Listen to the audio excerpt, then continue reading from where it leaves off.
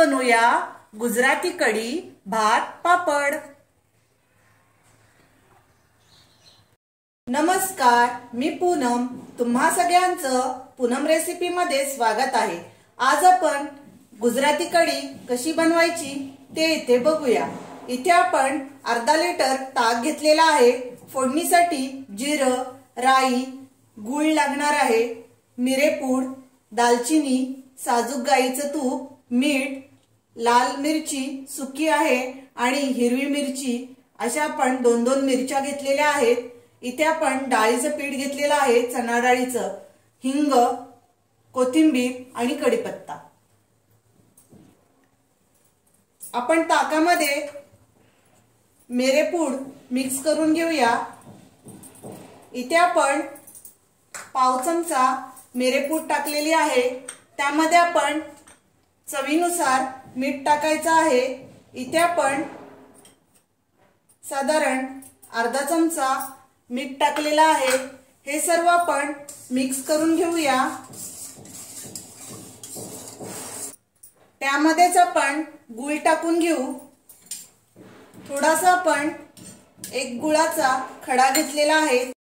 इथे आपण चणा डाळीचं पीठ 2 चमचे घेतलेला आहे, तेही आपण पाण्यामध्ये मिक्स करून घेऊ, म्हणजे त्याची गुठळी होणार नाही। इथे आपण सर्व मिक्स करून घेतलेला आहे, पाणी टाकून मिक्स करून घेतलेला आहे, तेही आपण ओतून घेऊ आणि आता हे सर्व मिक्स करून घेऊ। इथे आपण सर्व मिक्स करून घेतलेला आहे। आता आपण फोडणी देऊन घेऊया। इथे आपण गॅस चालू केलेला आहे। कढईमध्ये आपण साजूक तूप टाकून घेऊ। तुम्ही इथे तेलही वापरू शकता। मी इथे साजूक तूप घेतलेला आहे। तूप गरम झालं की आपण फोडणी देऊया।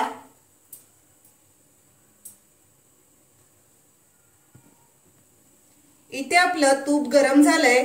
आता आपण त्यामध्ये राई अर्धा चमचा टाकून घेऊ। इथे आपण जिरं अर्धा चमचा टाकून घेऊ। त्यामध्येच आपण दालचिनीचा एक तुकडा टाकून घेतलेला आहे। सुक्या 2 मिरच्या टाकून घेतलेल्या आहेत आणि हिरव्या मिरच्याही टाकून घेऊ। 2 मिनिटं आपण चांगलं परतून घेऊया।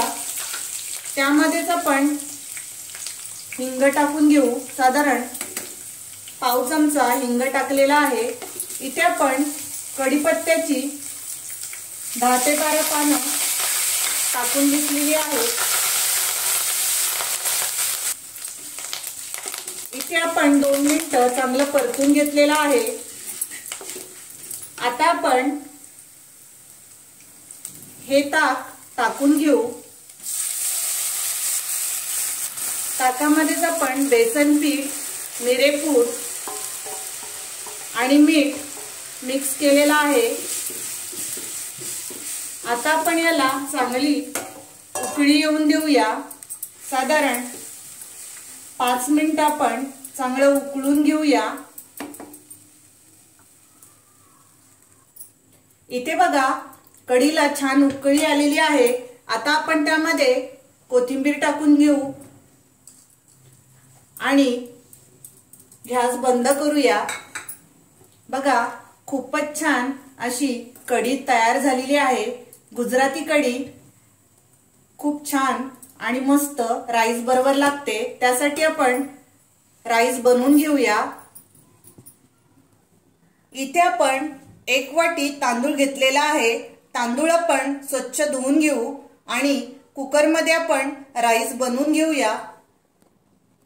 तांदूळ इथे आपण स्वच्छ धुवून घेतलेले आहेत। त्यामध्ये आपण 2 ग्लास पाणी टाकूया। दुप्पट आपण पाणी टाकणार आहोत, म्हणजे राईस आपला व्यवस्थित होतो। चवीनुसार आपण मीठ टाकून घेऊ